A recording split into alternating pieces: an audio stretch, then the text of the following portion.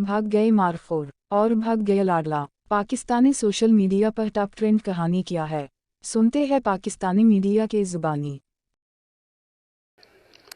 आज मैं इसलिए फैसला कर रहा हूं कि वहां नहीं जाना, क्योंकि मुझे पता है तबाही मचेगी, नुकसान मेरे मुल्क को होगा। लेकिन जो मैंने फैसला किया अब ये कि हमने अब इस निजाम का हिस्सा नहीं रहना। मैं अपनी सारी चीफ मिनिस्टर्स, अपनी पार्लियामेंट्री पार्टी से अब मिलूंगा और हमने फैसला किया है कि हम सारी असेंबलियों से निकलने लगे हैं। General staff lieutenant general Azhar Abbas ने कबल अज वक्त रिटायरमेंट का फैसला कर लिया है। उनके खानदानी ज़राए बता रहे हैं।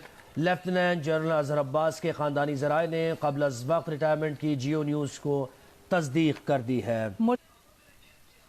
एक बार फिर आपको अपडेट करें, core commander Bahawalpur lieutenant general Faiz Hamid ने कबल अज वक्त रिटायरमेंट का फैसला कर लिया है। मजीद जानते हैं एडिटर इन्वेस्टिगेशन जंग द न्यूज़ अंसार अब्बासी साहब ने हमें